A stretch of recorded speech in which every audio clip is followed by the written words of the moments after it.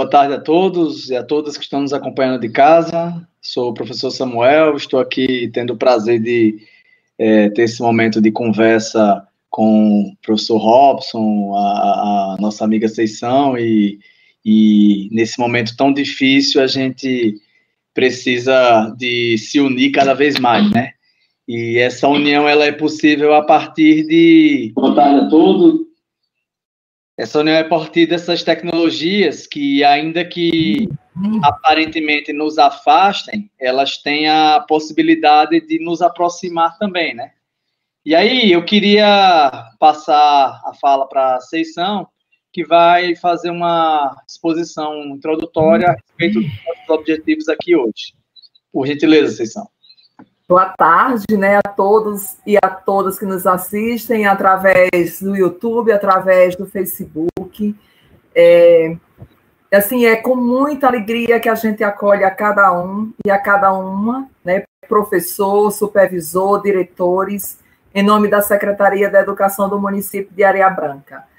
Com certeza, hoje, dia 1º de julho, será um marco na história do município de Areia Branca, né, num período que a gente está vivendo tão atípico, com ensino, né, que agora nós somos convidados a trabalhar, né, com ensino remoto, e hoje esse dia vai marcar a história da educação do município.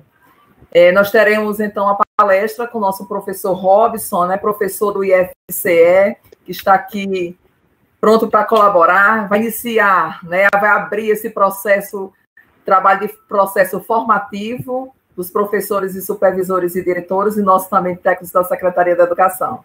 Seja bem-vindo, professor Robson.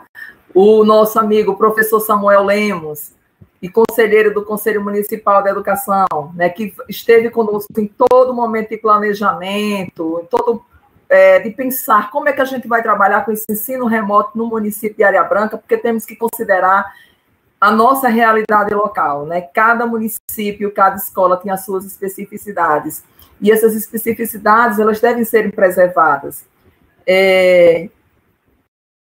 Então, a gente convida, né, o professor Robson para começar essa palestra tão esperada por nós professores, o ensino, a aprendizagem colaborativa mediada pelas tecnologias da solidão à colaboração.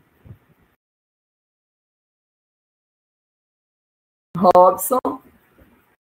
O Robson, Seição, só fazendo uma breve apresentação dele, em sua modéstia, certamente ele não vai comentar, mas ele é mestre, ele é sociólogo, né? Ele é cientista social, ele trabalha com essa perspectiva da educação à distância já há algum tempo, então ele tem uma experiência muito profílica sobre esse campo de estudos, e nesse período, com tantas dificuldades que temos enfrentado, ele certamente tem muitas colaborações para nós, né? Então, Robson, por gentileza. E assim, a gente... Boa tarde. Não, problema de tempo. Assim, quem está assistindo, por favor, colaborem, né? Vocês, à medida que Robson for abordando essa temática da palestra, perguntem, colaborem lá no chat, que o momento é nosso, é um momento de formação dos professores, né? Para a gente se apropriar cada vez mais desse ensino remoto, de uma palavra aliás, duas palavras que estão na nossa fala, mas como é que a gente faz, com que é que a gente faz, com que meios a gente vai fazer esse trabalho. Robson, com você. Oi, boa tarde a todos os quenses. Um pouquinho agora, na fala de vocês, eu tive problema de conexão, faz parte, né? Se eu tiver algum problema de conexão, fala, ok? Aí eu peço que Samuel e Seição me sinalizem pelo WhatsApp, que eu vejo aqui na hora, tá certo? Como os colegas já falaram, né, eu sou professor do IFCE Tabuleiro Norte, 6 anos de FRN, certo? Então, alguns colegas areiabranquenses também, se estiverem me assistindo, provavelmente alguns mesmo de trabalho, né? Eu tenho 2 amigos que são de Areia Branca, além do professor Samuel, né? Um abraço ao professor Joab, que também é do IFCE Aracati, e ao professor Fabiano, grande abraço, muita saudade sua, professor de espanhol, acho que alguns colegas foram colegas ou até alunos do professor Fabiano, né? E, então eu vou começar a minha fala, né? Se vocês verem aí a exposição, né? O título de hoje é Aprendizagem Colaborativa Mediadas pelas Tecnologias, né? A gente começa, né, o contexto da Covid 2019, né? Que é um contexto muito complexo, certo?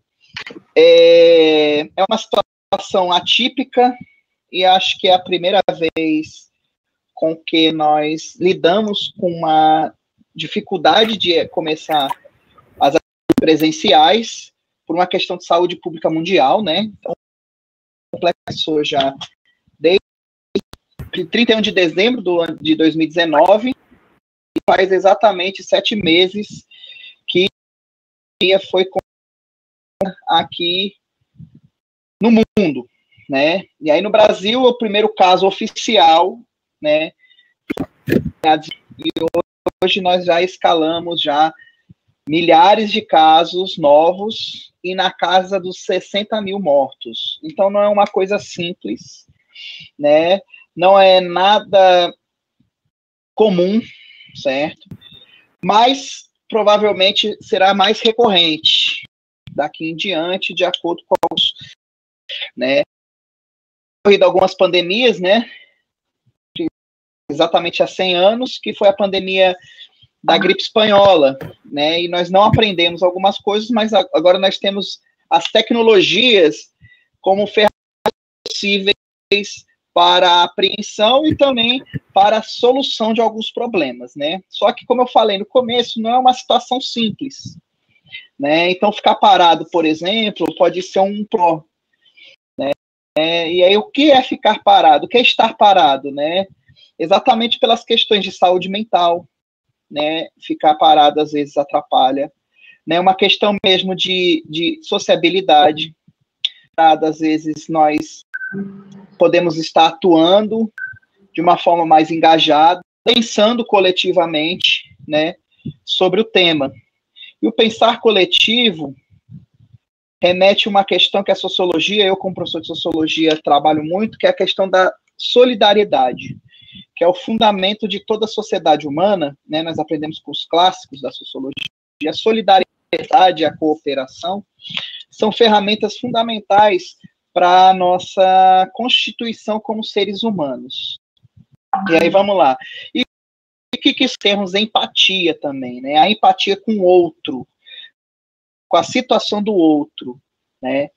E aí o ensino remoto emergencial, que nós chamamos assim de forma introdutória, né? O nome já diz, ensino remoto emergencial, né? É o mesmo distância, né? Não. Por quê? A educação, vai ver nos próximos slides, que tem um pouco diferente, e eu acho que você pensar de forma educativa, forma de ensino. É um pouco mais complexo, então, o debate. É um debate muito aberto para uma pedagogia da né, que foi uma pesquisadora, né, que sim, pois não. Diga lá. Perdão por interromper, sua fala está um pouco picotada. Eu acho que é a minha internet. Não está muito boa, né? Então eu vou falar mais cadenciado, porque acho que os cortes vão sendo menores, certo? Voltando aqui, né? Nós temos que ter uma empatia com o outro e aquilo que a professora, nós vamos ver sobre a pedagogia da competência, uma educação flexível, né? Eu acho que palavras aí que nós vamos nos apropriar. Problemas de conectividade. Eu vou ver se eu abro a porta.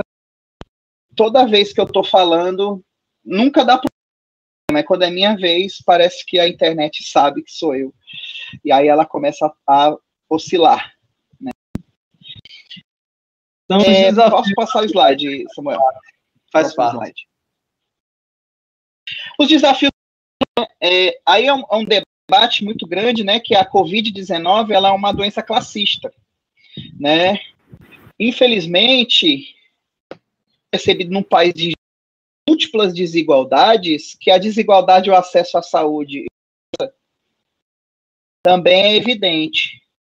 Tanto no Brasil como nos Estados Unidos, né, nós somos os grandes polos de focos de pandemia atualmente, né? Então os holofotes estão virados para nós, tanto nos problemas como também em algumas soluções, né? Um povo criativo, e tem uma palavra que eu gosto muito, que é a gambiarra, né? Que são soluções temporárias para problemas permanentes. Então o brasileiro começa a trazer soluções diretas, e a inovação anda de lado a lado com a ação, né? Então a inovação e a reprodução, seja das desigualdades, ou seja da solução de algumas desigualdades, andam lá. E é no momento crítico que nós começamos a pensar mais. Pode passar, professor.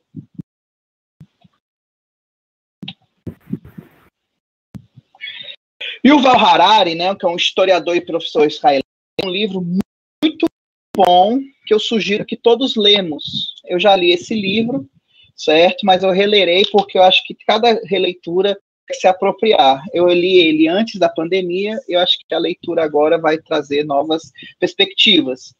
As decisões que em tempos normais podem levar anos de deliberação, numa contingência, num aspecto emergencial, ela dura horas. Então, os riscos são maiores, né?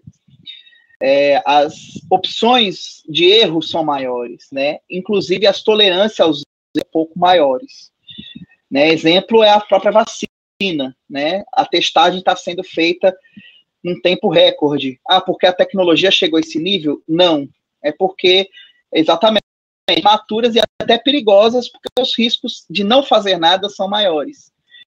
Então, às vezes, os experimentos biológicos, educativos, vão trazer consequências menores do que apenas se abster de fazer. E nós percebemos isso, né? É muito melhor criarmos planos coletivos, vermos se vai dar certo, do que deixar fluir, né? Porque o deixar fluir cria-se cada vez mais duas coisas: a sensação de caos e a sensação de impotência nas pessoas, né? Então, países inteiros se servem com baias, experimentos sociais em larga escala, e a educação está nela. Né? O que acontece quando todos trabalham em casa e se comunicam apenas à distância? Há consequências negativas, isso é óbvio. Dizer que a sociabilidade vai ser a mesma, pelo contrário, as relações, mas isso não é de hoje. Apenas traz um debate interessante, que é o seguinte: todo esse processo de educação digital, de ferramentas digitais, de educação 4.0, internet das coisas, vai existir os fluxos de mudanças. Só que esses fluxos também são desiguais. O que a Covid trouxe, a sociabilidade, os problemas de trabalhar em casa, tudo isso já era um processo. Só que a Covid, ela centralizou esse processo em toda a sociedade, né? Antes, uma pessoa nem saberia o que era componente social, não saberia o que era trabalho remoto, mas já é um processo que vem de décadas, certo? Só que hoje ele ganhou uma centralidade maior, né? E aí, o novo normal, né? O que seria esse novo normal? Seria quando as escolas ficarem online? Em tempos normais, nunca concordariam em experimentos, mas não são tempos normais. Estamos muito loucos. Pode passar o slide. E aí nós temos uma solução paliativa versus um debate que eu quero incitar do ensino remoto emergencial e a educação à distância, que já é um processo já existe há um tempo, né? E ele ganha uma centralidade. O ensino remoto já diz, né? nós vamos debater o que é ensino. Ensino nada mais é do que certo? Ensino é em transmissão de dados de informação. Se nós formos pensar apenas pelo ensino, a prova poderia ser questionada, porque a partir da internet nós temos abundância em informação, né? Inclusive o pai dos burros antigamente era o dicionário, uma coisa que deveria ser adquirida. Hoje a internet, né, ela é muito mais em conta, né? Basta você ter estar nas redes sociais, você já está no YouTube, você já está no WhatsApp, você já está com acesso ao mundo, de certa forma. Então, a informação hoje é um paradoxo. Nunca se ouve tão em nenhum profissional. A questão, o que se faz com essa informação? É o paradoxo crescendo. Quanto mais informação, menos conhecimento, e menos conhecimento, menos aprendizagem. Então, nós temos que pensar o que é o conhecimento, né? É a construção individual dessas informações e da apropriação perfeita, ótima dessas informações, né? Então, uma pessoa, para conhecer uma coisa, ela se apropria daquela informação e tem um significado sobre aquela. E a aprendizagem é o mecanismo mais complexo, que é a apropriação desse conhecimento, desenvolvimento de competências com esse desenvolvimento, do desenvolvimento de habilidades e, consequentemente, de atitudes e de relações sociais e pessoais dentro do sujeito. Então, nós somos sujeitos aprendizes e também nós somos sujeitos conhecedores, né? Paulo Freire já dizia isso, né? É muito melhor que nós entendemos que nós também aprendemos e, ao mesmo tempo, ensinamos as pessoas, né? Então, a aprendizagem, ela pode ser espontânea, ou ela pode ser mediada, ou ela pode ser imediata. E aí já tem o debate de valente, a idoneidade na educação, ela é falha.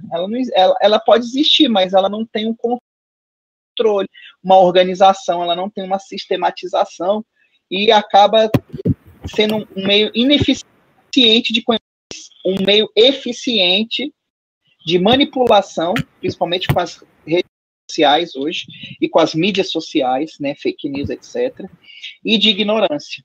Nós percebemos isso muito hoje, as pessoas negando a realidade, de forma veementemente.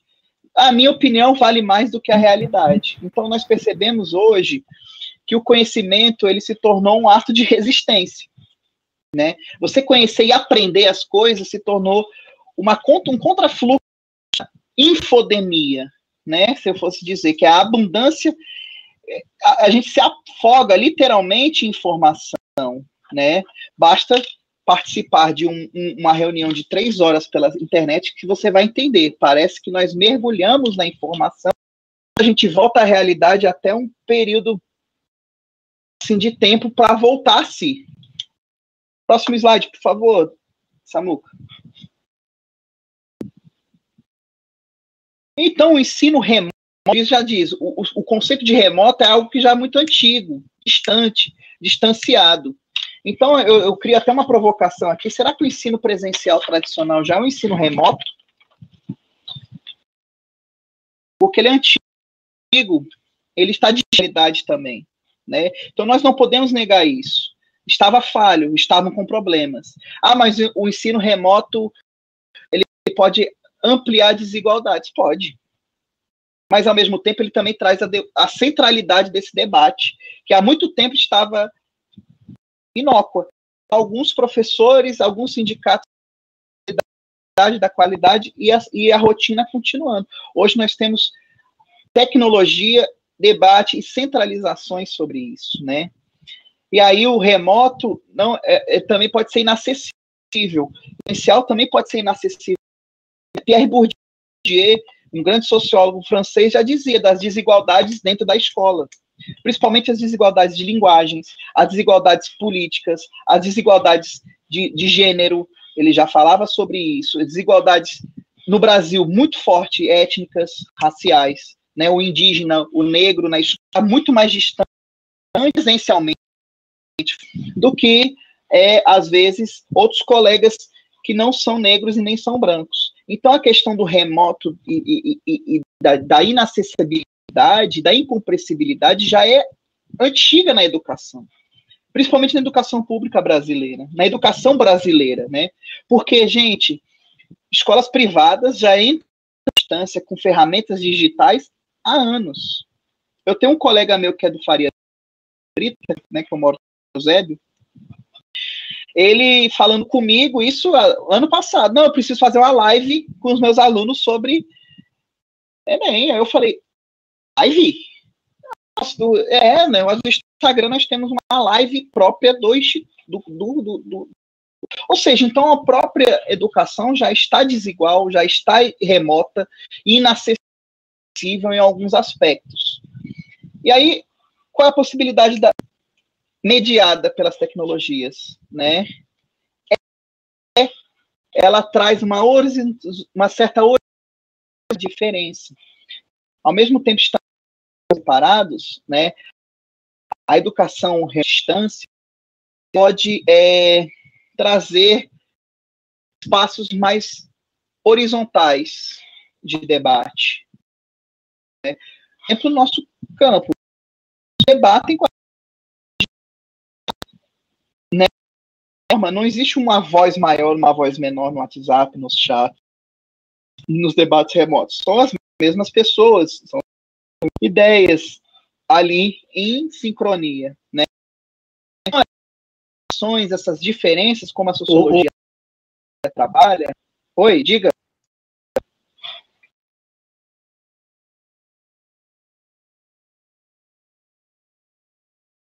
Oi. Robson, cara, desculpa te interromper, mas é porque eu estou acompanhando as mensagens e o teu áudio está picotando muito, cara. Será que seria o caso de sair da sala e entrar de novo para ver se melhoraria? Eu digo isso, peço até desculpa por quebrar seu raciocínio, mas é porque você está falando coisas muito importantes, mas a informação está chegando um pouco truncada para o público, sabe? Pronto, o Robson saiu. Enquanto isso, para a gente não perder o fio da meada, Seição, a gente podia... Oi? Melhorou agora? Voltou? Melhorou? Robson? Eu botei o 4G aqui. A minha internet, cara... Melhorou 1000%. Então, são os desafios, né? A minha internet aqui em casa, ela não era para dar um problema. Mas, cheio de problema. Inclusive, eu estava falando com o técnico agora, né? Porque toda vez que eu vou falar, acaba dando esse problema. Não sei por quê. Tudo ok aí, Samuel? Melhorou só 1000%. Pronto. Perfeito. Exatamente. Então, são os desafios que a gente tem que ter, né? Então, de certa forma, são problemas que existem na realidade já presencial, né? Os problemas de recursos. Um exemplo, às vezes, sua voz falha, né? Pessoalmente, você perde a voz, e aí? Afônico, né? Aí tem estratégias, né? E aí a estratégia aqui foi usar o 4G. Pode passar esse slide, por favor? Tá ok por enquanto, Samuel, Conceição? Perfeito, agora. Perfeito, ótimo. E emergencial, o nome já diz, tem 2 sentidos. É um momento crítico. E eu estava pensando na palavra crítica, né? Às vezes a gente fala as coisas sem pensar. E quando a gente pensa ao falar, isso aí é um provérbio tanto bíblico quanto oriental, né? Crítico vem de crise, né? E que é crise? É o momento na qual nós refletimos sobre aquilo, né? A crise econômica, por quê? Houve um problema econômico. A crise moral, porque houve um problema em que as pessoas estão refletindo sobre aquilo e debatem e refletem sobre isso. E a reflexividade é um termo que eu tenho usado muito nas minhas debates, palestras, que é um termo sociológico, que é você se pôr no seu lugar para tentar entender o contexto e tentar entender o contexto dentro do seu espaço, né? Então, a reflexividade vai trabalhar também a questão de si, né? A autorreflexão e a reflexão sobre o outro, esse outro podendo ser um outro genérico, mas um outro conhecido, nossos filhos, nossos irmãos, nossos parentes, nossos amigos, nossos inimigos, nossos adversários, né? Então, o emergencial é um momento que emerge ideias, propostas e reflexões. Por quê? É um momento grave, é um momento crítico, é um momento perigoso, é um momento arriscado. Porque o risco, né, segundo a sociologia também, nós vivemos já numa sociedade de risco. Um risco ambiental e um risco social, cada vez mais constante, cada vez mais evidente. Então, a reflexividade se torna um mecanismo cada vez mais importante para nós, enquanto cidadãos, enquanto seres humanos, enquanto seres pensantes que nós somos, né? Cogito ergo sum, né? Já dizia o Descartes, né? Penso, logo existo. E aí a gente inverte também, existo, logo penso, porque na nossa existência nós veremos situações que nós precisamos pensar sobre. E o momento que eu falo sobre isso, né, o diálogo, né, a forma de falar, a conversa, são duas pessoas pensando e falando. Então, uma questão dialética, né? E é isso. O ensino remoto é uma questão dialética e bem evidente na nossa frente. Vai ter teses e antíteses no momento na qual nós iremos vivenciar sobre. Então, quando existe essa emergência e quando existe esse diálogo, há um novo normal imprevisível. Não, pode passar. Que aí emergerá um novo normal, pode passar. Que é exatamente esse imprevisível. Se a gente for parar e pensar na educação em geral, a educação é uma coisa muito previsível, né? E a educação não pode ser previsível, já dizia Ana Paula Gaspar, porque a educação ela precisa estar junto com as mudanças sociais, junto com os processos sociais. E nós víamos a educação. Eu, por exemplo, eu dou aula desde 2010. São 10 anos vendo a educação da mesma forma. E quando nós lemos Freire, quando nós lemos Brandão, quando nós lemos os clássicos da educação brasileira, eles falam a mesma coisa. Então, alguma coisa está errado também, gente. Certo? Então, esse imprevisível foi um momento também muito crítico para nós. Que nós estamos ainda fazendo educação igual os nossos avós, igual os nossos bisavós, igual ao século XIX. Só que nós estamos num século completamente tecnológico, nossos alunos jogam Free Fire, nossos alunos namoram virtualmente, nós nos adaptamos sem refletir. Quem não tem YouTube, quem não assiste YouTube, quem não tem WhatsApp, né? São a minoria da minoria da minoria. E que entra num conflito de mentalidades, não geracional, e sim numa mentalidade analógica para uma mentalidade digital. E nós estamos nesse híbrido, uns mais, outros menos, né? Mas a tendência é que cada vez mais digital e, ao mesmo tempo, cada vez reforçar mais também o analógico, porque a reflexividade também faz parte da analogia, faz parte do pensamento. Então, nós não podemos perder ambos. E como agir como isso? E aí a Ana Paula Gaspar vai falar da contingência. Nós somos educadores e cientistas também, né? Nós temos quando nós fazemos um curso superior, né? Ou o magistério, nós também aprendemos a elaborar, a experienciar, a testar e errar, né? Então nós temos que resgatar parte dessa cientificidade da nossa profissão, que foi muito perdida por vários contextos, inclusive estrutura, inclusive rotina, né? A alienação educacional é muito pesada, né? Conceição e Samuel, é outro debate que a gente pode fazer em outras vezes. Mas então a gente tem que pensar na reflexividade, porque o aspecto científico é um aspecto reflexivo, né? Só que a ciência da educação é uma ciência humana. Então, nós vamos estar lidando com nós mesmos também. A importância dos professores como profissionais, e não só apenas como o tio e a tia. Nós fizemos um debate muito interessante sobre o livro do Paulo Freire, né? Tia não, professora sim. E uma questão dessa é, nós podemos ter afeto aos nossos alunos, mas só o afeto não basta, nós também temos que ser profissionais éticos E uma coisa que Freire sempre dizia, o rigor metodológico e o rigor científico, né? Então, nós temos que resgatar isso. E aí a internet traz por quê? Porque é um momento crítico, é um momento revelador. Não são todos que têm apropriação para as tecnologias, não são todos que estão fluentes nas ferramentas digitais. E isso traz o quê? Um novo aprendizado. Né? E aí vem a história da educação como ciência da aprendizagem. Então, nós mesmos vamos ter que aprender muito. Eu tenho aprendido muito. E muitas coisas caíram por terra, na minha perspectiva, mas muitas coisas se reforçaram. Então, a gente tem que estar aberto a essa aprendizagem. Pode passar. E aí, a pedagogia da contingência, né? Qual é a contingência hoje? Coronavírus. Então, é um problema complexo, não é simples de se resolver. Quem vem com soluções simples em tudo, deixa para os coachings, deixa para alguns políticos, mas nós não nos enganemos, certo? Problemas complexos necessitam de soluções complexas.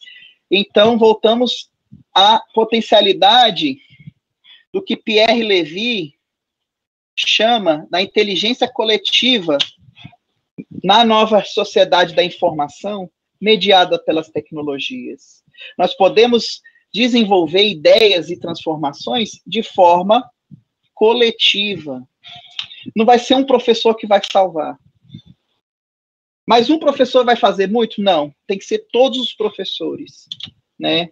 A gente vai ver mais adiante a educação flexível. Nenhum aluno para trás e nenhum professor para trás. Cada um no seu ritmo, mas em movimentação e colaboração, né? Inclusive, os próprios discentes, eles precisam ser atores nessa colaboração, porque eles que vão dar o nosso feedback, e nós temos visto isso muito no nosso campus, já iniciaram as aulas remotas, feedbacks muito positivos e feedbacks muito negativos.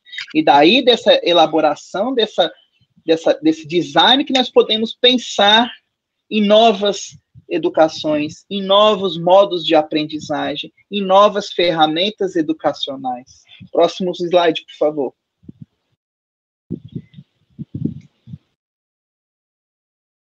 E aí, a pedagogia da contingência é basicamente o que eu falei. O coronavírus, a Covid-19, só acelerou assim de forma exponencial, e por isso que assusta, algumas das transformações que já estavam em curso. A internet 4.0, a internet das coisas, cybercultura, cibernética, são conceitos que já faziam sentido há 20, 30 anos atrás. Desde o aparecimento da internet, desde o boom da internet, que já faz exatamente 20 anos, eu estava debatendo isso com meus amigos, faz 20 anos que a internet explodiu no mundo. Então, nós estamos vendo o rescaldo daquele boom, né? Então, nós já estamos em outros desdobramentos. Então, a tecnologia na educação, ela já é antiga, esse debate. Só que hoje ela desenvolve de uma forma muito mais impositiva, pela contingência, pela emergência, né? Mas não pode ser uma aceleração irrefletida. Eu vou aqui fazer, não sei o que. Não, tem que ser uma coisa muito bem pensada, muito mais bem elaborada e muito mais bem planejada do que a educação que a gente estava acostumado. E eu digo isso com propriedade. Nós criamos um curso de capacitação interna, né, para os servidores de Tabuleiro do Norte, do IFCE, e eu fiz outras capacitações enquanto estava elaborando essa. Essa daqui bate muito mais cabeça, mas os resultados são muito mais propositivos e positivos do que como se fosse uma educação presencial, né? Claro, ela não substitui a educação presencial, isso não podemos tirar de mente, o professor sempre é imprescindível. E aí eu falo mais, o professor cada vez vai ter maior relevância, e aí nós vamos trabalhar aqui qual é a relevância em aspectos mediados. Por favor, Samuca, pode passar.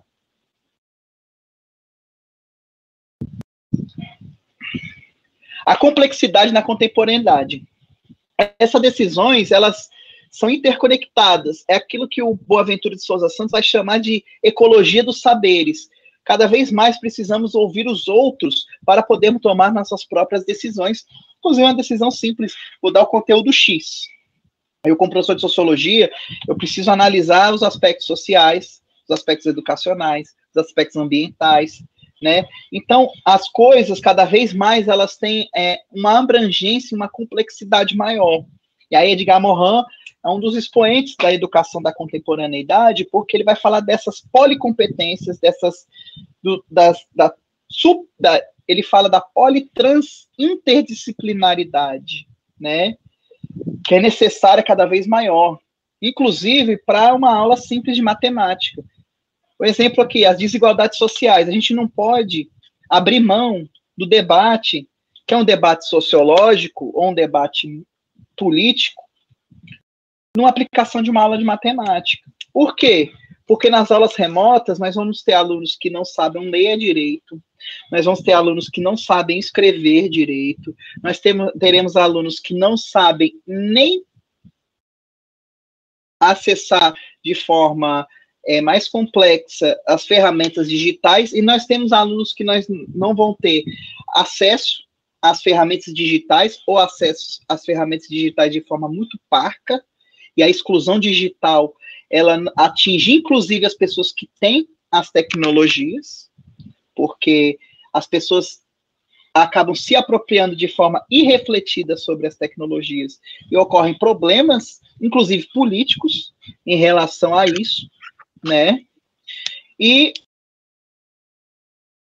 de saúde, tem gente morrendo, tem gente perdendo familiares, não é uma coisa, meu Deus, que pena. Se você está pensando assim, esqueça dessa live, porque a ideia é muito além. Vamos pensar em todas as características possíveis que nós vamos ter, inclusive crianças com ansiedade, porque está tudo parado, está em casa, jovens sem perspectiva de futuro, nós vamos ter de tudo. Então, cada vez mais é necessário uma integração interdisciplinar e em equipe para aspectos pedagógicos também. Pode passar.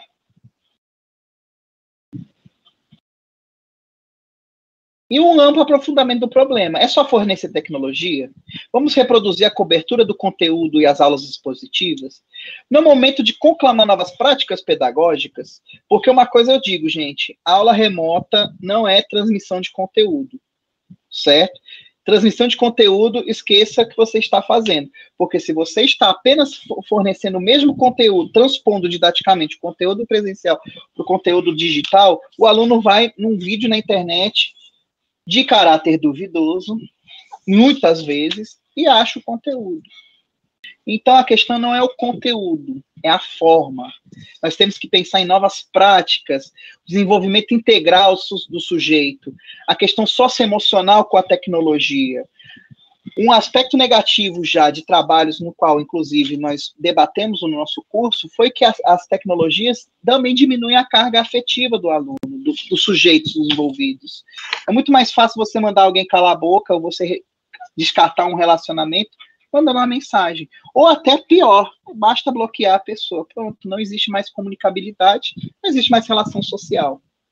E como nós lidamos com isso? Às vezes a gente faz de forma irrefletida. Acho que é um momento de reflexão sobre isso. Outra coisa, é um processo já na educação, né, até na própria BNCC, em que eu tenho inúmeras críticas, mas de pensar socioemocionalmente as pessoas.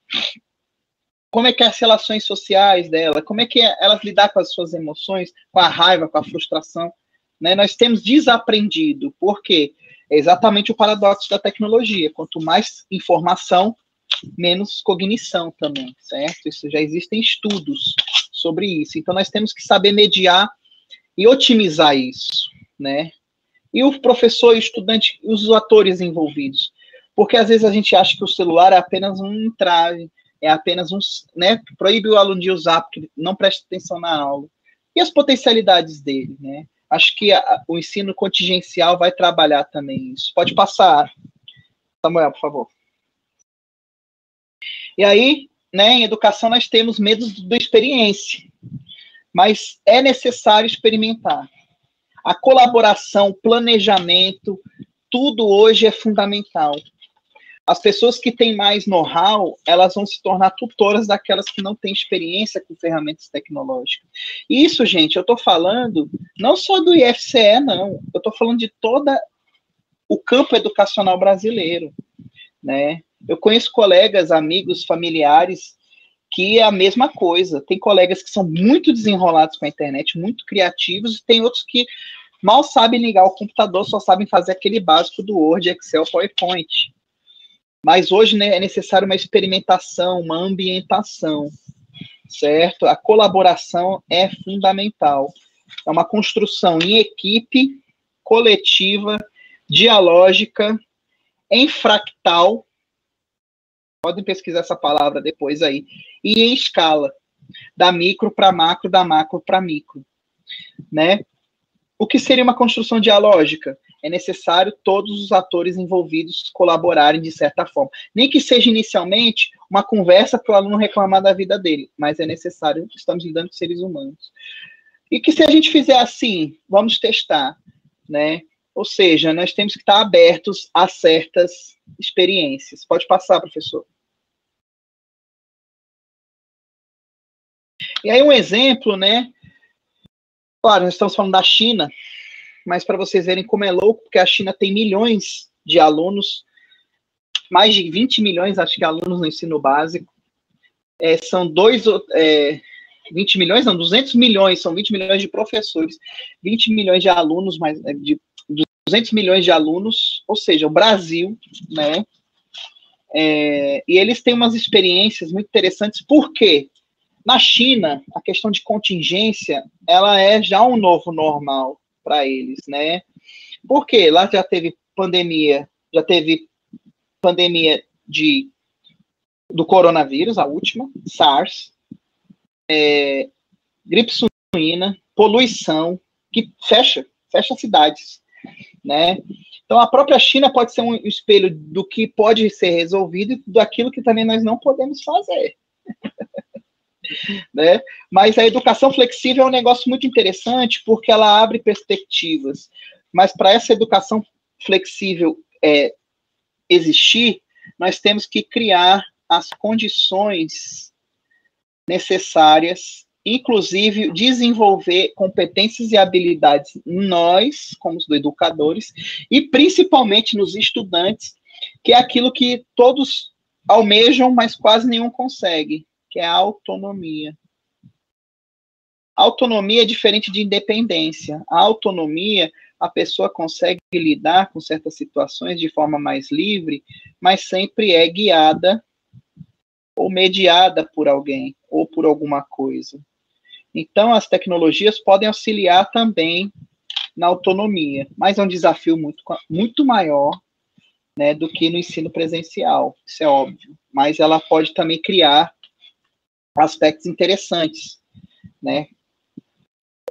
Um exemplo aí é o ambiente onde vai estudar, se é presencial, se é remotamente, se é no computador, se é no celular, os conteúdos e os meios para acessar. O professor pode disponibilizar um vídeo, um texto, estar presencialmente lá, né? Já pensando a longo prazo, né? Na questão do ensino híbrido e tal. Ou pode estar online, certo? Naquele momento em alguma ferramenta. As tecnologias, os meios de comunicação, é um cardápio que a gente chama, né? Um cardápio tecnológico, né? Um cardápio tecnológico. E as datas de entrega e das avaliações. Os mais ágeis, os mais hábeis já, eles podem ter uma realização das atividades de uma forma mais acelerada. Mas na China, nenhum aluno fica para trás. Pode passar o slide. Por quê? O mais lento, ele é o que mais precisa de auxílio. Então, eles vão pensar em 6 dimensões, né? Tanto micro como macro, que é a infraestrutura, né? Às vezes é problema de infraestrutura, que para mim é o problema menos complexo, certo? Nós podemos ter soluções mais eficientes, principalmente no contexto de uma cidade pequena, né? Ferramentas de aprendizagem, que são as ferramentas, como é que se usa os recursos, os métodos, os serviços para professores e estudantes, porque ambos, a formação continuada nunca mais fez tanto sentido, né? Porque é uma coisa cada vez mais emergencial, e a cooperação entre as empresas, o governo e as escolas. Ou seja, é uma organização holística. Não dá para fazer uma coisa individualizada. Se fizer individualizado, cada um vai fazer de um jeito, se torna um caos, e aí piora as acentuadas diferenças e desigualdades já existentes. Próximo slide. Então, ó, empatia, colaboração e experimentação.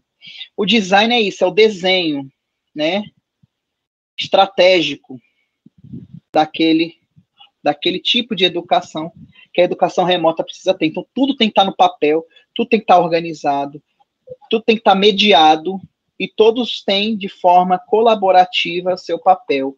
O gestor na organização dos calendários, do tempo, da carga horária, os professores na questão mesmo do chão da escola, né, o chão da aula, de como é que lida com os alunos, as diferenças, as dificuldades, né, os aspectos, os problemas pessoais, os problemas interpessoais e as experimentações. Né? Acelera, diminui carga horária, mantém a carga horária, como é que faz os estudos, como é que tudo isso é experimentado. E tudo isso necessita daquilo que o Michel Tcholan vai falar: ação, implementação e feedback. Ação, implementação e feedback. O retorno sempre é necessário. E esse retorno tem que ser ouvido, porque às vezes não é ouvido. Às vezes é uma besteira, mas que pode desencadear problemas maiores. Próximo slide. Né, aí um exemplo, né, do planejamento de experiências remotas de aprendizagem que a Ana Gaspar vai chamar de pera. Né, as pessoas, quem sou eu? Quem são as minhas potências? O que eu sei? Quais são as minhas potencialidades? Quais são os meus recursos? Né, às vezes o professor, que nem nós temos colegas no campus, que quer usar quadro. Ele tem um quadro em casa, quer usar o quadro na sala de aula virtual dele. Pode? Por que não? Vamos experimentar. Será que é eficiente? Vamos testar, né? Mas acho que se colocasse alguma coisinha diferente, uma capacitação talvez melhoraria. É uma coisa. Quem são os nossos estudantes? Quais são os seus ciclos? Quais são as séries, suas potencialidades? Quais são o seu grau de autonomia? Né? E um fator primordial para o desenvolvimento da educação como um todo. Só que hoje ela é cada vez mais central, que é a importância das relações familiares com a escola. Como os pais observam a educação. Meu pai é analfabeto, ele não sabe me educar. Mas como é que ele vê o sentido na escola? Né? E aí, esse sentido na escola vai refletir na educação dos seus filhos, isso é óbvio. Se o seu pai não vê sentido ali, só vê sentido porque ele vai merendar, vai comer e vai embora, o filho vai reproduzir esse sentido. Então, talvez vai ser um ou outro que vai ver de uma perspectiva diferente. Então, o envolvimento familiar é cada vez mais evidente, cada vez mais importante. Como fazer, aí depende de cada situação, de cada caso. E é necessário, por isso que é necessária essa equipe, essa organização multidisciplinar, junto com os professores, porque aí vem a intencionalidade pedagógica. O que eu vou trabalhar? Quais tipos de tecnologia que eu vou usar? E quais práticas? E qual tecnologia que eu posso engajar o estudante? Né? E o gestor está ali, ó, qual a proposta pedagógica que está sendo conduzida? Qual a visão de tecnologia de gestão da escola, da rede escolar? Né? Como é que o município vai poder articular? Quais são as potencialidades? Quais são os limites? Porque por Areia Branca, então, tem coisas muito boas por ser pequeno e tem coisas muito ruins por ser pequenas. Como a gente pode potencializar essas coisas boas? Como é que a gente pode mitigar essas coisas ruins? Né? Próximo slide, por favor. E aí a pera, né? Eu posso depois passar isso aqui para o Samuel, quer dizer, já passei, ele pode depois adaptar com vocês. Ó. Um exemplo aqui, ó, professor polivalente familiarizado com TDIC, que é as novas tecnologias. Então, esse professor ele já tem uma potencialidade nos anos iniciais do ensino médio, do ensino fundamental, que são alunos que não têm convivência ou convivência muito pequena com as tecnologias. E a família, ó, pode ser alfabetizada, mas participa pouco da lição das casas dos filhos em geral. Ou seja, a pera, esse planejamento, ele é bem complexo, mas é como eu falei, em fractal. Ele pode ser escalonado na perspectiva micro, e do micro na perspectiva médio, e no médio uma perspectiva maior, né? E aí, ó, leitura, escuta. Tecnologia, equipamento com editor de texto sem acesso à conectividade. Pode ser que o professor imprima um texto ou mande um texto para o aluno, e aí a própria rádio da cidade pode um dia tirar contação de histórias. Ótimo. No dia tal vai ter contação de histórias, o aluno que não tem internet ter. Isso são as potencialidades de uma cidade pequena que pode articular outros setores, não só os educativos. Um dia de debate sobre a educação, ótimo. Tem um dia só sobre leitura, e aí já abarca o ensino fundamental, que é o foco da educação municipal, todinho, dia de leitura, todos os professores vão ler junto com os alunos, de forma mediada ou imediata, de forma síncrona ou assíncrona, um texto. E aí lá no dia da rádio, por exemplo, pode vir só a leitura do texto, um debate com os ouvintes. Ou seja, então, a pera, as ferramentas, elas ampliam o debate, elas centralizam um debate que é público, que às vezes ele é privatizado nas escolas, ou ele é especializado em algumas escolas, mas é um debate público. A educação ela tem que ser um debate público, constante e permanente. Próximo slide. Ou seja, aí é o Campus Iguatu, né? As premissas, que isso aí também foi feito no momento de contingência, nenhum aluno para trás, servidores sem perda de direitos ou sujeitos a trabalho precário, e a decisão é a partir do ensino híbrido. Pode passar esse contexto, Samuel? Né, ó, aqui. Mapear cada aluno. E aí eu posso falar um pouco da experiência do campus de Tabuleiro, né? Que foi... antes, só agradecer ao professor Eleudson por fornecer também esse slide. Ele nos passou esse slide numa aula do nosso curso de capacitação. Eu pedi autorização a ele para passar para vocês, certo?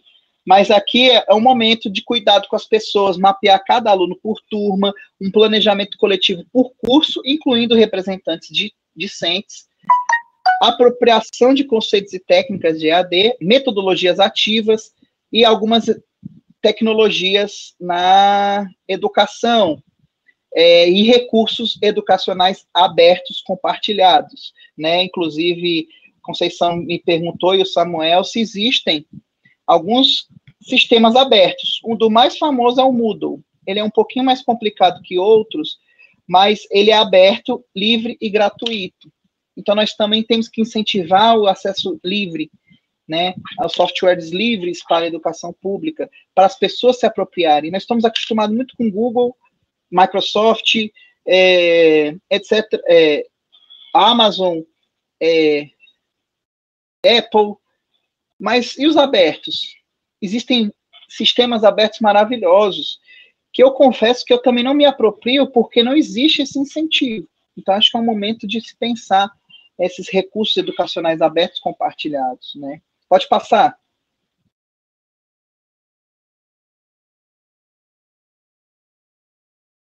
Pronto. E aí, para finalizar, aqui a minha fala, né? Como eu falei um pouco, sim, falei muito, acho que foi muita informação, né? Vou fazer um breve resumo. Reflexividade, contingência e apropriação. Inclusive, eu criei um anagrama com o Samuel, numa analogia a um chefe de cozinha. Por que o chefe de cozinha, Robson?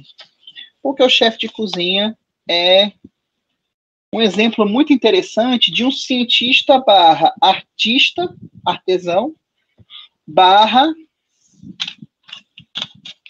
agente. Um chefe de cozinha, um cara que estuda gastronomia, né? Eu gosto muito dessa área.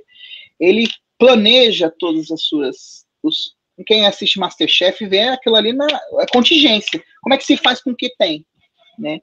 Então, ele tem que ter iniciativa, tem que ter boa vontade também, tem que ter uma certa criatividade, mas ele tem que ter um planejamento.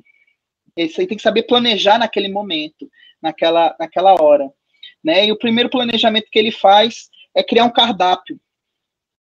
né? Pode ser um cardápio mínimo e organizado para determinado momento, ou um cardápio livre, quando a pessoa já conhece a ele. E aí nós criamos um anagrama chamado CEIA, que eu acho que é fundamental. CEIA, de ceiar, né? Porque tem a ver com isso. Experimentação também tem a ver com degustação. E aí, da degustação, você cria gosto por aquilo. E aí, a ceia seria o C, conhecimento inicial, conhecer as ferramentas, estudar sobre. E aí, acho que a secretaria e os gestores têm essa incumbência de trazer esses conhecimentos mais técnicos, mais teóricos, e alguns conhecimentos de ferramentas de uma forma mais ampla, conversando com os professores, porque vão vir iniciativas muito interessantes. O estudo de cada caso, o E. Então, C é o conhecimento inicial. O E, estudo de cada caso, né? Cada caso é um caso. Uma escola X tem ferramentas maravilhosas, alunos perfeitos. Finlândia perde feio para a escola X, mas a escola Y não, ali é o caos, não sei o quê. Então, estudo de cada caso, estudo de cada ferramenta. Essa ferramenta tem isso aqui, essa ferramenta pode... ferramentas avaliativas, interessante. Ferramentas diagnósticas, interessante. Ferramentas interativas. Aí, a imersão nessas ferramentas, imergir mesmo, degustar a ferramenta. Eu sempre gosto da perspectiva de um infantil. Nós temos que ter essa mentalidade infantil nesses momentos, de utilizar, fuçar, de bater cabeça, de voltar, isso aqui, olha, isso aqui, se eu fiz isso aqui, apaga, se fizer isso aqui, zera, se eu fizer isso aqui, ó, abre outra tela, né, imergir mesmo, brincar, né, a gente tem que também retomar esse aspecto lúdico, brincar com as ferramentas e se apropriar delas. Ao nos apropriarmos, nós podemos replicar. Então, no final, nós vamos ceiar a educação a partir da conhecimento, estudo, imersão, apropriação e replicação. Então, ao ceiarmos, nós estaremos com gosto, nos alimentando de conhecimento a partir de informações digitais e podendo replicar esse conhecimento uma forma de aprendizagem. Eu fico por aqui, eu acho que eu já falei demais. E eu queria continuar ouvindo os colegas que estão aí nos assistindo, como vocês também, né? Tanto Samuel como vocês são, o que vocês têm a contribuir. Nós agradecemos, né, essa ceia, por ter ceiado conosco nesta tarde do dia 1º de julho, trazendo tantas contribuições e reflexões para o processo educativo, né, nessa perspectiva do ensino remoto, deste novo normal, né, desse ensino excepcional que a gente vai ingressar. Antes de a gente ver as colaborações no chat, né, os questionamentos, professor Robson, Samuel tinha pedido para fazer também algumas colocações. Samuel. Robson, queria agradecer, eu sabia que você ia ter, pela sua desenvoltura, conhecimento e aprofundamento, eu sabia que você ia dar um show agora à tarde, mas eu não imaginava que ia ser um show tão espetacular. Obrigado pela generosidade, obrigado por compartilhar tudo isso conosco. Eu vou só fazer algumas provocações pelo tempo que a gente tem disponível. Poderia ter muito mais tempo ainda, mas eu queria colocar algumas coisas com base no que foi falado e, inclusive, tentar fazer um apanhado geral, com base, inclusive, em algumas colocações que eu estava acompanhando no chat. Eu estava olhando para você, ouvindo você e acompanhando aqui no celular algumas mensagens no YouTube, né? E aí, assim, uma das coisas que eu fiquei pensando, nossa categoria, professor, ela é muito comprometida com o que faz, ela basicamente é apaixonada pelo que faz, apesar de todos os desafios que acontecem. E eles são muitos. Inclusive, a gente, às vezes, acaba pecando um pouco pelo preciosismo, porque a gente quer fazer o nosso melhor e quer fazer o que os alunos merecem. Mas nem sempre por condições financeiras, estruturais, inclusive, às vezes, de tempo, a gente consegue ofertar tudo que nossos alunos merecem. Então, o ensino presencial é perfeito? É claro que não. Se o presencial não é perfeito, por que nesse contexto tão turbulento a gente vai ter condições perfeitas de trabalho? E aqui eu não quero levantar uma falsa dicotomia e empurrar os professores e dizerem nós temos que trabalhar a todo custo. Eu não estou levantando essa bandeira. Eu estou colocando que precisamos refletir sobre o que é possível fazer agora, dadas essas circunstâncias que temos.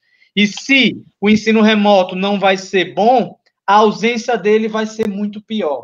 Pelo menos é isso que todas as reflexões e leituras que eu e vários colegas temos debatendo até o momento têm feito mais nesse sentido. E aí, assim, a gente tem o aprofundamento de desigualdade? Sim, infelizmente, há essa possibilidade. O que a gente pode fazer para minimizar isso? Partir por premissas elementares. Quais são? A primeira delas é nenhum aluno para trás. A gente não pode permitir, igual a China fez, e é um modelo que, apesar de ser outra realidade da nossa, cabe aqui como inspiração. Não podemos permitir que nenhum aluno, por falta de recursos tecnológicos, fique para trás. Quais são as alternativas? A gente conversou no chat agora há pouco. De repente, imprimir as atividades e deixar na escola para que os pais vão lá buscar, ou ver até uma logística para nós, enquanto instituição pública, viabilizarmos a entrega na casa do aluno, até na perspectiva de evitar aglomerações de pais e alunos indo à escola. A falta de internet ela é uma realidade. Inclusive, pela nossa pesquisa, Robson, a gente fez basicamente o mesmo modelo implementado em Tabuleiro, a gente fez uma pesquisa muito parecida em Areia Branca, e ela revelou que 90% dos nossos alunos têm acesso à internet. Isso significa que a gente vai excluir os 10%? Isso significa que a pesquisa foi perfeita? Do ponto de vista estatístico, eu pessoalmente considero que a nossa pesquisa tem uma alta confiabilidade, porque a gente conseguiu inquirir mais da metade do nosso quadro de alunos. Nós temos 3.436 alunos, a gente teve resultados de mais de 1.500. Ou seja, estatisticamente falando, dá para a gente ter inferências. Mas, mesmo que a nossa pesquisa esteja perfeita, ainda tem esses 10% que não podem ser deixados para trás e vão nessa linha do que eu acabei de falar, de medidas alternativas. A gente tem o WhatsApp, por exemplo, como uma ferramenta muito popular entre os alunos, mas ele não é a única. A gente tem hoje uma categoria juvenil que, por exemplo, passa 90 minutos no TikTok. Isso por uma pesquisa realizada lá nos Estados Unidos, que aqui no Brasil não acho que vai ser tão diferente assim. E aí, esses mesmos jovens, até 24 anos, em média, eles ficam 90 minutos no YouTube. Será que não seria uma plataforma interessante para a gente depositar vídeos? A gente fez, enquanto Secretaria de Educação, toma até a liberdade, vocês são, de falar a gente, porque tem sido um trabalho a muitas mãos, mas tem um site específico, Robson, para que os professores tenham acesso, depositem conteúdo, e os pais participem de tudo isso. Eu tenho batido nessa tecla já há algum tempo, sem os pais a gente não vai conseguir dar meio passo. Por quê? Porque se eles eram importantes nesse processo de educação formal, agora eles são cruciais. Você colocar uma criança de 10 anos com um celular, que pela nossa pesquisa, a maior parte dos nossos alunos só tem acesso à internet por celular, e aí ele está lá estudando um vídeo do YouTube, começa a subir notificação do WhatsApp, começa a subir o TikTok mostrando coisa nova, ou seja, é irracional achar que esse aluno vai ter maturidade suficiente para se focar e fazer exclusivamente aquilo. Então, a gente precisa da ajuda dos pais. Eu não diria nem ajuda, a gente precisa ajudar os pais nesse processo, porque sem os pais não vai rolar, não vai acontecer. Os pais são importantes parceiros nesse trabalho, porque além de estar observando as crianças, os jovens estão entrando em outros aplicativos durante o momento da aula, que deveria permanecer na aula, mas também de estar acompanhando a aprendizagem, estar acompanhando o ensino, e é a experiência de outros municípios e outros estados que vêm trabalhando já com ensino remoto, né? A gente sente que com esse trabalho está acontecendo uma parceria muito mais fortalecida entre pais e escola. Porque a gente é a escola dentro das casas dos pais, dentro das casas das famílias, né? E ali, nesse interim, é que tudo acontece. E a gente está trabalhando não só essa educação formal, talvez muito voltada para o lado cognitivo, que também é nosso trabalho como educação, mas estamos trabalhando, como bem o professor abordou, esse aluno, né, vendo o momento. E é assim, que chama muito esse momento para a gente trabalhar o lado emocional, esse lado da empatia, estar se colocando no lugar do outro, né?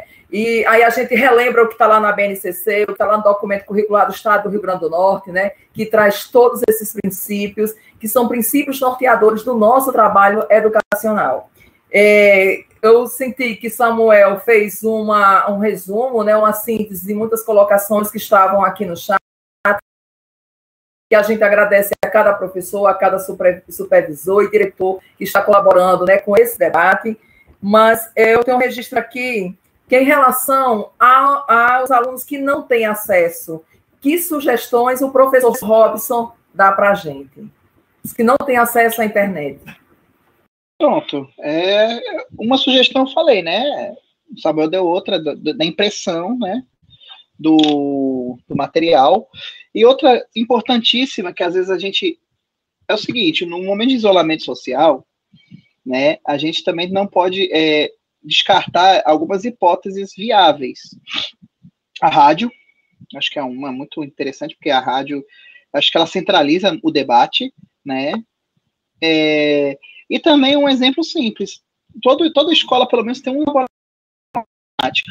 Aqueles alunos dos quais eles não têm acesso, né, como são 10%, vamos colocar aqui, vamos dizer que o índice de confiabilidade dessa pesquisa beira os 95% a 100%, como o Samuel disse. Então, 350, em média, não tem acesso nenhum à internet. Desses 350, quantas escolas tem? Vocês são aí em Areia Branca, você sabe? Eu acho que são 23 instituições no total. Entre creches e centros de educação infantil. Dentro dessas escolas, quais que têm internet? Samuel, a pesquisa. Não, com internet na escola, Robson, a gente tem alguns problemas operacionais em curso de resolução, mas a secretária de Educação pode responder com mais firmeza, né? Infelizmente, ela teve que participar de outra reunião aqui, mas a gente tem ainda muitas limitações estruturais que precisam ser sanadas, por exemplo, quanto à disponibilidade de tecnologias informacionais nessas escolas. Inclusive, Rob, você tem um ponto que eu ia até abordar, porque eu acredito que a gente peca muito em tentar romantizar a pandemia, né? Mas o que a gente pode fazer é tentar extrair algo positivo dela. E aí, uma das coisas que eu vejo, como a gente precisa aprender com esse período, além das questões de saúde e essa loucura contra a ciência que a gente vê no cenário nacional, mas a gente vê a necessidade de aparar melhor as nossas escolas com infraestrutura computadorizada, por exemplo. Laboratórios de informática não é uma realidade de todas as escolas areiabranquenses. Mas não precisa ser, sabia? Eu vou dizer por quê. Eles são subutilizados. Às vezes é um dispêndio de dinheiro grande. Mas criar polos de tecnologia. 2 escolas ter Wi-Fi grátis para os alunos. Pronto. Eu não sei se a zona rural de Areia Branca é muito longe, ou se não tem uma escola na zona rural, né? Eu conheço muito pouco Areia Branca, eu só conheço aquela parte ali do porto que pega ali para Grossos, né? Que você vai pegar parque e tudo. Eu já fiz o passeio já algumas vezes, né? Inclusive por contingência. Você, né? Oi? Estou em débito com você, né? Você visitar aqui. Eu fui porque o MST tinha fechado a entrada de Mossoró para ir para Ipanguaçu. O que eu fiz? Fui por dentro. E aí eu saí lá, Tibau, Grossos, peguei a balsa, desci em Areia Branca e vim descendo até, né, Areia Branca, aí peguei, fui parar ali no Porto do Mangue, aí desci até Carnaubais, Alto do Rodrigues e Ipanguaçu, né? Então, ali eu conheço por contingência também, Areia Branca, né?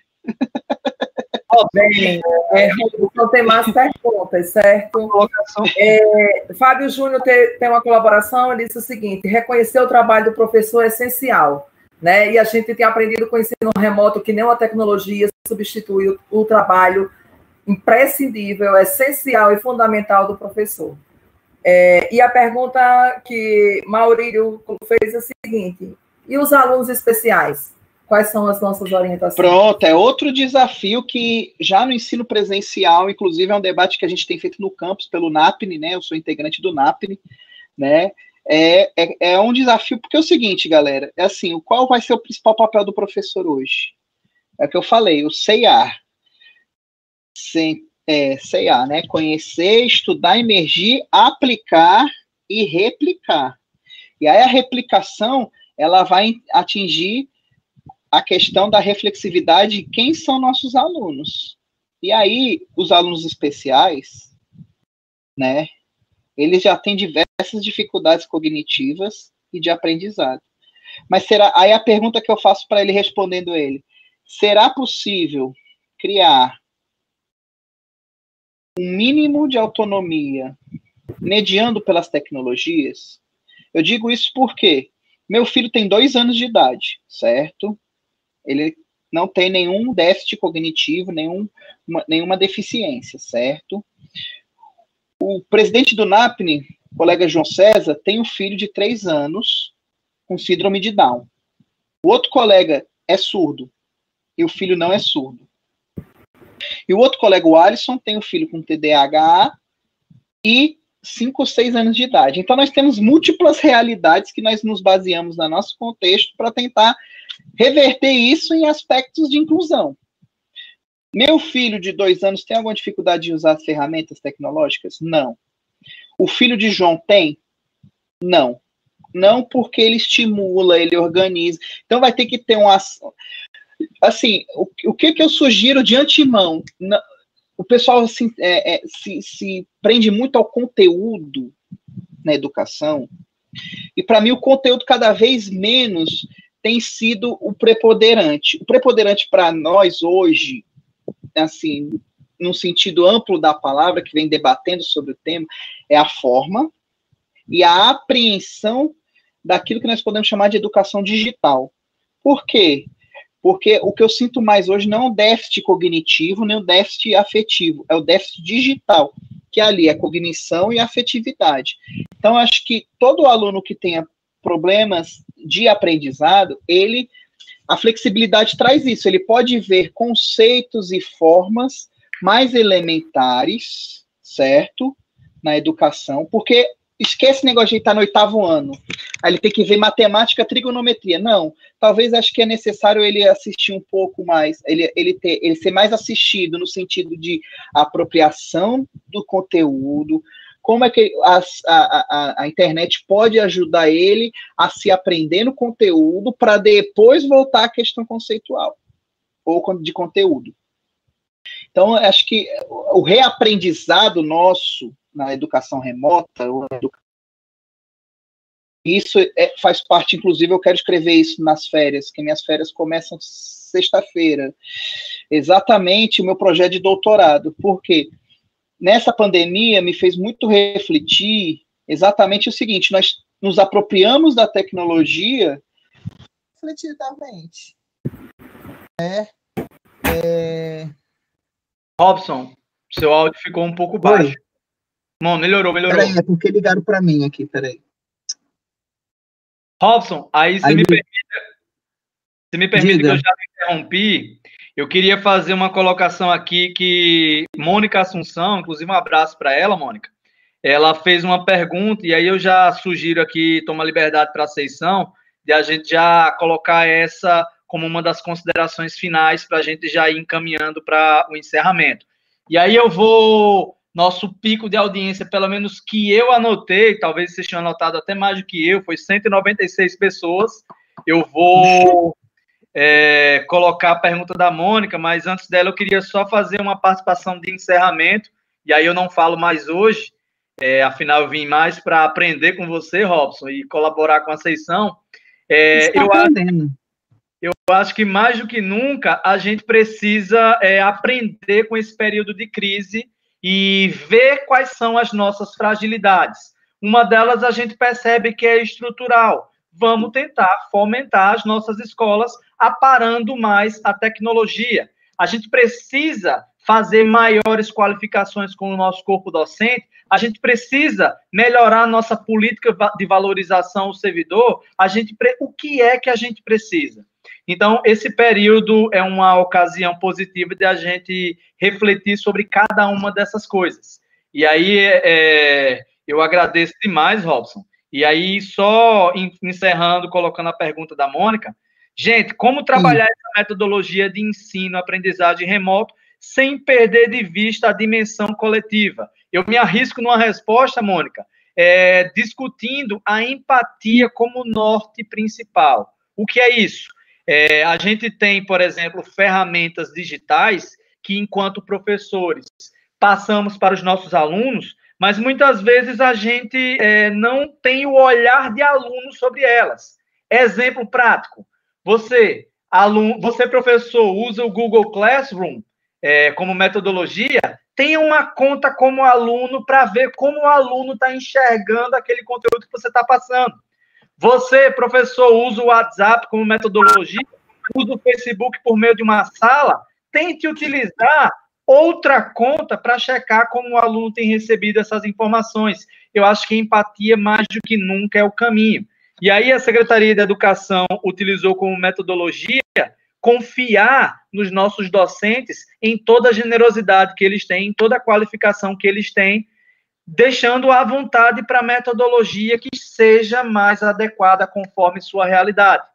O site está à disposição, ensinoremotoab.org, certo? Acredito que nesse momento todos os supervisores já tenham repassado essa informação, mas o site está à disposição para uso. Para quem não tem acesso à internet, a gente vai tentar vislumbrar maneiras de imprimir esse material e viabilizar para a casa dessas pessoas. Eu acredito que esse é um dos pontos principais que a gente eu deixo como colaboração de hoje. Agradeço a audiência, agradeço a paciência, dando uma de Faustão, e encerro minha colaboração por aqui, Robson. Passa a bola para você e para a sessão. Temos mais aqui uma pergunta, antes da gente terminar, da professora Sandra. Só um segundo, que eu estou tendo também problemas aqui com o meu celular. Sessão, você aguarda 2 minutinhos, só vou atualizar o site, porque deu problema no meu porque se fizer a ligação, eu não estou vendo direito, porque está no celular, só um minutinho. Ok. É 2 segundos, é só...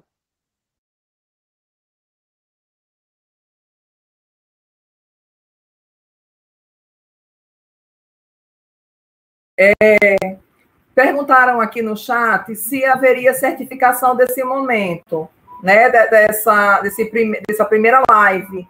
Eu acho que a gente poderia estar pensando, sim, uma certificação, que ela poderia estar sendo contada de todo. Acho que essa vai ser a primeira, talvez, de muitas que a gente vai fazer, não é isso, Samuel?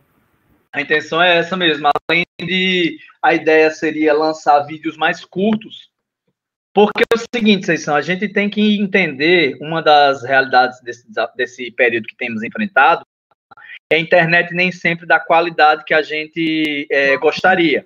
Um exemplo simples, somos nós 3 aqui, que com todo o conforto que temos de nossos lares, a nossa internet oscila de vez em quando. Quarta-feira passada eu fui dar uma aula, tive que cancelar porque minha internet não colaborou. Então, assim, esses encontros síncronos é aquele momento em que a gente fala e, ao mesmo tempo, o outro lado escuta. Eles têm que ser exceção e não regra. A gente tem que usar a criatividade para idealizar outras maneiras de fazer essa interação, porque é muito importante o contato professor e aluno para tirar dúvidas, né? Sandra tinha perguntado a respeito de como fazer a sensibilização, principalmente com as famílias da zona rural que não têm acesso à internet. A gente também vai fazer essa sensibilização utilizando a rádio do município, né, a FM Costa Branca. Tem uma outra pergunta. Qual é a pergunta? Você pode Luana Rodrigues perguntou a respeito da educação infantil. Em que a aprendizagem deve estar diretamente ligada aos campos das experiências? Como deverão ser trabalhadas essas atividades, em sua opinião, Robson? Só pode repetir da Sandra, por favor? Porque deu um problema aqui, eu perdi. Sandra estava perguntando, porque assim, Sandra é supervisora, né, da zona rural. Ela estava perguntando como vai trabalhar com aquelas famílias para fazer a sensibilização, com aquelas famílias que não têm acesso à internet. Eu já estava aqui dando a sugestão da gente estar utilizando, né, a Rádio Costa Branca para fazer essa comunicação com todas as famílias.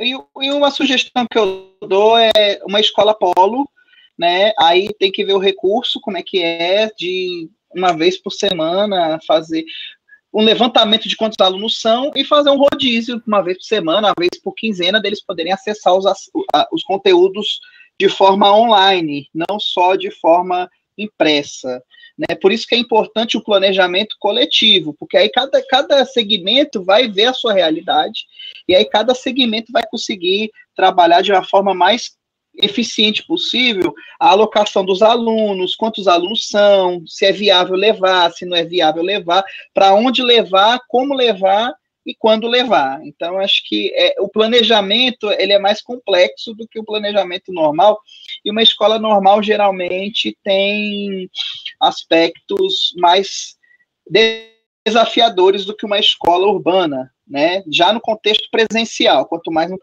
contexto real. Então, a ideia agora é realocar esses recursos, né? Como assim? Será que tem um Wi-Fi sobrando? Será que a fibra ótica chega até a escola, pelo menos rural? Não chega. Ou será que qual é a comunidade mais próxima que tem uma internet mediana para a gente fazer um polo provisório? Então, são coisas que a articulação, gestão, docentes e alunos podem sentar e se reunir a partir de cada contexto. É como eu falei, do micro para o meso, para o macro, para o micro. Né, uma coisa ela tem que conseguir ser replicável em todos as dimensões. Sobre a educação infantil, né, como eu não sou pedagogo, mas eu conheço algum pessoal que trabalha com educação infantil, geralmente é a questão da educação digital mesmo, né? Inclusive tem um texto aqui, um livro, que é Tela com Cautela, como criar filhos na era digital, né? Que aí é a questão da mediação mesmo. O professor vai ser um mediador, intermediador. E aí a educação infantil, ela tem, por incrível que pareça, um suporte mais amplo na educação digital, né? Mas é uma coisa besta, às vezes a gente bota um YouTube para o menino assistir para não perturbar a gente, né? Só que na educação infantil, aí o professor ele vai mediar isso e vai fazer com que os pais entendam também a importância dessa mediação tecnológica, porque a cognição infantil, a criança ela não sabe o que é real, o que é irreal na internet, né? E ela acaba mesclando demais. E aí, quando ele se torna muito espectador e pouco agente, né, é mais complexo. Mas existem já ferramentas online, e aí é necessário fazer um levantamento com as universidades, qual o ERN, qual o FESA, qual o FRN, com o próprio IFRN, com o IFCE, que são as instituições próximas de Areia Branca, né, dentro de um contexto da educação infantil. Porque existem aplicativos, eu já vi, eu tenho um aplicativo aqui que ensina sons, música, cores, eu tenho o YouTube Kids, por exemplo, que é direcionado para crianças até 12 anos, e aí você coloca a idade, e aí ele vai direcionando vídeos de aprendizado, vídeos de atividades, e aí os pais são muito mais importantes nessa mediação do que no ensino médio, por exemplo, que é a nossa realidade, mas sempre é fundamental. E aí, você lendo a resolução da CNE em 2020, acho que é a 67, não lembro agora o número, que ela vai também dando ações e sugestões de ações para todos os segmentos, desde o segmento maternal, infantil, fundamental 1, fundamental 2, médio, superior e pós-graduação. Porque o foco, galera, assim, acho que é o estímulo à autonomia digital. Depois pensamos em conteúdo, depois pensamos em história fixa, em geografia fixa, que eu ainda vou mais. A minha proposta lá no campus é que história, geografia, as disciplinas, tanto que já são afins e disciplinas distantes, consigam conversar e criar, dentro daqueles temas transversais, disciplinas específicas transversais, mediadas e realizadas remotamente. É viável, é possível, e o Samuel tem algumas experiências positivas nesse aspecto, junto com o professor Túlio lá, né? Então, cada lugar, cada realidade, ela tem que ser dialogada. O diálogo, autonomia, imersão, acho que são as 3 palavras-chave de hoje, se eu fosse escrever um artigo sobre essa live. A colaboração em relação à educação infantil, né? Porque quais são os nortes, os principais objetivos do trabalho da educação infantil? É o brincar e o cuidar. Aí você trouxe o uso das ferramentas tecnológicas, né? Que a gente pode estar utilizando nesse contexto dos campos de experiência. Mas aí, assim, também penso que também a pergunta da professora foi voltada: como é que a gente vai trabalhar com tudo isso, direcionando isso ao aluno, né? Aí por isso que eu acho que é importante. O vídeo que o professor, a professora vai fazer para a educação infantil tem que ser uma comunicação direta com o aluno, certo? Exato. E trabalha muito com construções.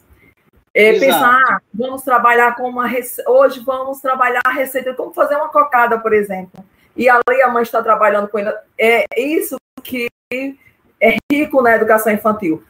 Se a gente for levar para o letramento, né, a palavra cocada, como é que se escreve cocada? E assim vai se pensando, né? Esse trabalho. Mas, com certeza, no material já disponibilizado, orientador, né, das diretrizes do município, voltando para o pedagógico, já traz as orientações também para trabalhar com a educação infantil no ensino remoto. E, para encerrar, tem muitas colaborações e reflexões a respeito da valorização do professor. Temos também... uma pergunta em relação aos alunos que estão lá no 4º ano, não estão alfabetizados, e aí o que fazer também com esses alunos? Assim, se você tem alguma sugestão, se não, a gente... Assim, né? Tem sim.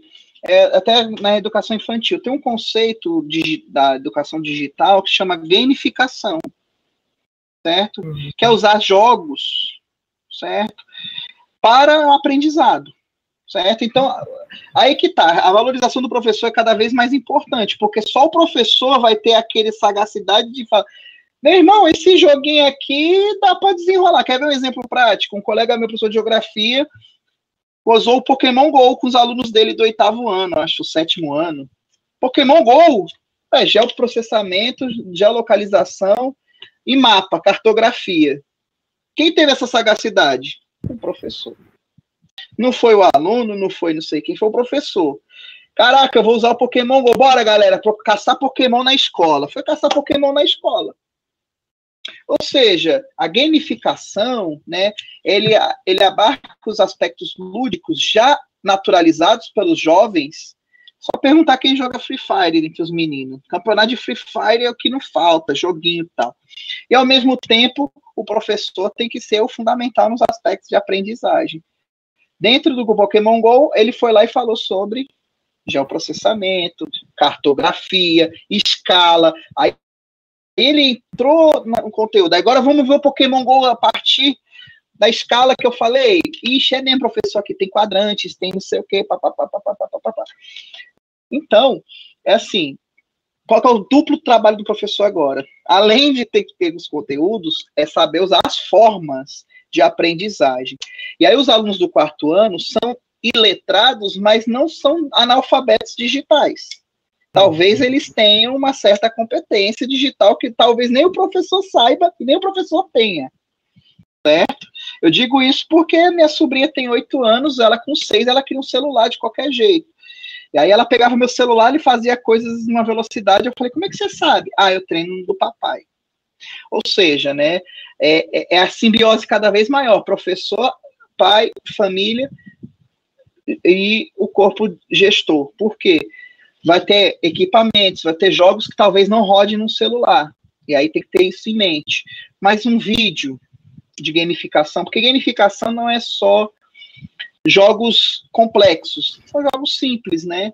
E aí, quando vocês falam de metodologia, eu até falei um pouquinho na nossa capacitação das metodologias ativas, que às vezes a gente sabe muito sobre metodologia ativa sem nunca ter ouvido falar nesse termo, e ao mesmo tempo a gente estuda muito metodologia ativa e nem sabe como aplicar. A primeira opção geralmente é a mais corrente, que os professores já sabem fazer, já tem essa sagacidade intuitiva, reflexiva, mas aí a metodologia ativa, ela já didatizou isso. Aí o professor vira uma mão na roda. Inclusive, depois eu posso disponibilizar, Conceição, algumas ferramentas e alguns livros sobre e-learning, que é educação digital, metodologias ativas. Tem a maioria em português, tem alguns em inglês, mas são muito didáticos, são muito lúcidos, são muito bacanas. É um desafio muito grande, né? A gestão, por exemplo, tem que começar a pensar em profissionais de design instrucional, coisa que só se pensa na educação à distância. Que é o que o design instrucional? Ele vai pegar o documento que o professor mandou com aquele conteúdo X e vai trabalhar ele para se tornar um conteúdo mais arrumado, um conteúdo mais legível, um conteúdo mais didático, até para o aluno do ensino infantil, por exemplo, né? E aí são outros desafios que vão vir no decorrer desse processo. Agora, já antecipar problemas, aí o legal é isso, é você ver experiências de fora, né? Inclusive o nosso diretor de ensino, ele tem que falar, você conhece alguém de fora que está trabalhando com ensino remoto? Porque ele quer ver experiências para a gente poder socializar essas experiências para poder antecipar alguns problemas. Então, acho que a Areia Branca, quando pensa antes de agir, já está um passo à frente, porque já está pensando nos problemas para antecipá-los. E aí alguns novos problemas vão vindo no decorrer, né? E aí metodologia ativa, primeiro, tem de tudo, é outro cardápio, né? E aí tem desde a educação infantil até a educação superior, pós-graduação, etc. E faz uma diferença medonha no aspecto mesmo, porque o cara vai pensar na suavidade do texto, na limpeza textual, né? São coisas que um pedagogo especializado faz. Então, não é uma coisa assim, vai ter que contratar um cara de design. Não necessariamente, entendeu? Mas o cara vai ter que ter uma especialização em design institucional. Onde se faz isso? O IFRN, o FESA, o FRN, todos têm esses cursos já regulares. Só que hoje a demanda é maior, né? Mas já existem, então não é nada assim. A ideia é sentar mesmo e pensar em juntos, que aí todas essas questões podem ser processadas e tentar trazer soluções conjuntamente. Se um professor também ficar para trás, pode ser que uma solução no outro contexto vai ficar para trás também. Por isso que é ninguém para trás. Não só os professores, não só os alunos, mas os professores também devem ser ouvidos. Acho que é isso, né? Isso, Robson. Já finalizando, né? Priscila Simara, ela deu uma sugestão muito interessante. E ao planejar aulas, muita empatia. Né? É isso que faz que o engajamento continue acontecendo, né, nessas aulas remotas. Justamente o professor ser muito empático, falar com coração mesmo. Ela perguntou, será que os pais têm recursos para fazer atividades acontecer? Eu acho que cada professor tem que pensar a partir da realidade da escola, né, do Centro de Educação Infantil. Trabalhar muito com proposta de construção de jogos, material reciclado, com certeza. E também, Marta Pereira também deu fez uma outra colocação bastante interessante. Na verdade, não uma receita pronta. O O que dá certo para uma turma nem sempre terá os mesmos resultados na outra. O momento é desafiador. Vamos reinventando, recriando, tentando, né? Experienciando, né? Degustando, né? Degustando, né? E daí, assim, a gente já agradece a todos que participaram desta live, né? Tenho certeza que muitos questionamentos ainda ficarão para serem respondidos posteriormente no processo. Teve algumas perguntas que a gente não respondeu porque a gente não tem a resposta, não é isso, Samuel? É importante, Ceição, eu não ia nem comentar isso, mas é uma questão das competências institucionais. O legislativo, ele aprova leis, o executivo, quando se trata de demandas financeiras, é encargo dele encaminhar o projeto para a Câmara, entendeu? Então, é só esse ponto que, infelizmente, não é muito claro para algumas pessoas.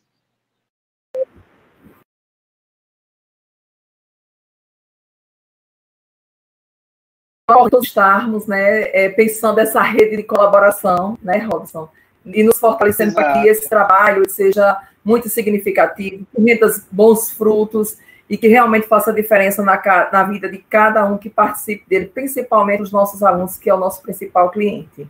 Então, assim, a gente agradece ao professor Robson, ao nosso colaborador, né, nosso amigo Samuel, professor, vereador, conselheiro, e colaborou demais com esse processo de construção do ensino remoto no município de Areia Branca.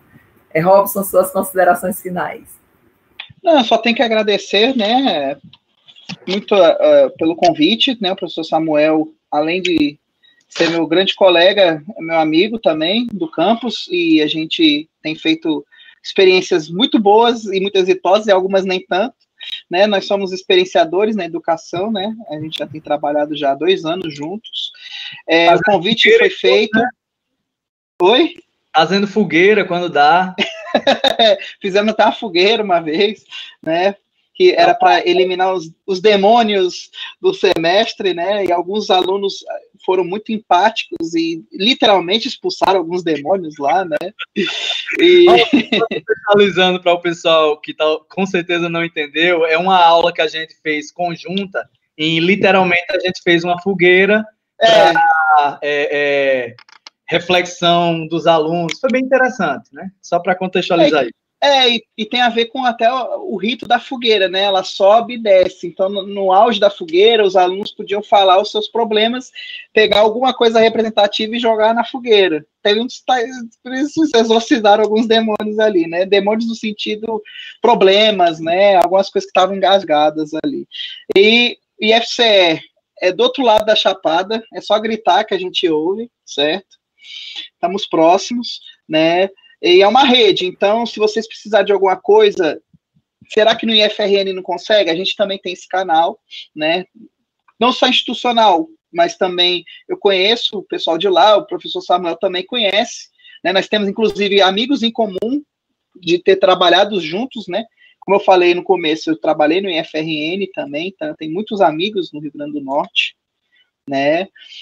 E colegas, né? Então a gente está em rede. Então, quando precisar de uma coisa mais institucionalizada, nem que seja uma indicação, a gente pode fazer. As portas estão abertas, o IFCE Tabuleiro do Norte é um campus pequeno também, mas muito aconchegante, né? Quando vocês quiserem fazer uma excursão pelo Vale do Jaguaribe, não deixe de passar no nosso campus. E qualquer situação, qualquer coisa, eu tenho meu Instagram, né? É @sócio de sociologia Campa, que é meus primeiros 5 nomes, né? Quem quiser perguntar, tiver dúvida, quiser trocar experiências, criticar também, vocês têm sempre à disposição. E siga-nos também, né? Nós temos o nosso instituto, né? Nós temos o canal do instituto, está sendo transmitido, que é o @IFCE Campus Tabuleiro do Norte, tudo junto. E @IFCE Oficial também, que é o oficial. E aí esses caminhos vão chegar na gente de alguma forma. Então, dá para chegar de forma rápida e de forma mais complicada, mas dá para chegar. Então, Robson, hoje o Instituto, né, o IFCE, chegou a aproximadamente a 180 casas, né, aliás, a casas do Rio Grande do Norte, inclusive aqui na minha do Ceará, né, nesse trabalho colaborativo. Então, gente, é isso, a gente agradece a participação de todos. Só um comentário, eu não vou falar de novo, né, mas é só agradecer demais ao Robson, mais uma vez, e principalmente agradecer ao público que nos acompanhou. E, inclusive, nós tivemos pais de alunos, nós tivemos muitos professores, supervisores, e esses agentes educacionais, quando eles se integram, a gente consegue ir muito mais longe, né? Então, meu muito obrigado e vamos continuar, porque a gente ainda tem muita coisa para ser feita. Vicente diz uma coisa, a gente não deseja sorte, porque sorte é para os fracos, ele deseja sempre sucesso, que é para as pessoas fortes que agarram desafios. Então, que a gente agarre esse desafio e vamos cear juntos o ensino remoto do município de Areia Branca. Boa tarde, gente, tudo de bom, e agradecer ao backstage aí, o Ícaro, o Marcelo, que estava aí também, que os caras estão dando uma moral grande aqui atrás. É que, mesmo remotamente, os caras estão aqui, né? Pra você ver que loucura. Você me matou de vergonha agora, porque eu deveria ter começado os agradecimentos por eles. Meu muito obrigado, Ícaro, muito obrigado, Marcelo, pela presteza, gentileza. A gente pediu fora do prazo, mesmo assim a equipe colaborou e está aqui com a gente mais de 1h30. Muito, muito, muito obrigado. E Ícaro tá aí no RN, né? Em Mossoró. Então, galera, tamo junto. Ninguém solta a mão de ninguém, nem que seja remotamente agora. Certo? E vidas negras importam. Valeu, pessoal. Tchau. Valeu, tchau, tchau.